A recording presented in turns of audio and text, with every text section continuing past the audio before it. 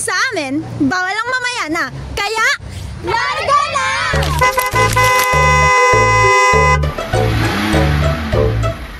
Amtam ba?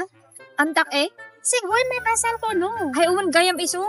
Siman kadan siya kanan na itogon. Ay, siya itogon na yan? Awan. Ay, iso? Alam na ka mang gayam siman? Awan. Gaputa sa gata ni. Oh my God! Hala, pabalong ka man ko.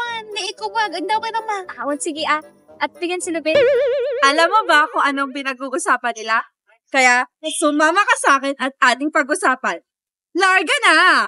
Ngayon, pag-uusapan natin naman ang Ibaloy language. Alam mo ba kung ano ang pinag-uusapan nila? Ang sabi nila, si Gwen ay ikakasal na daw. At sa gwapo pa. Damn! Ang sabi pa nila, magdadala sila ng eco bag upang paglalagyan ng kanilang what-what. Woo!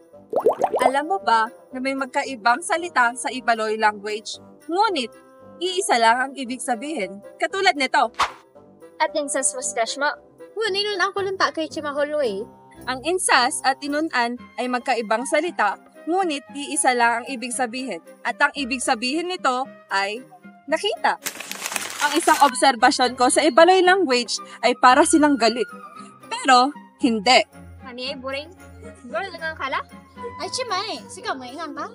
Aspay lang garid. Daw, mga? Damay kayo?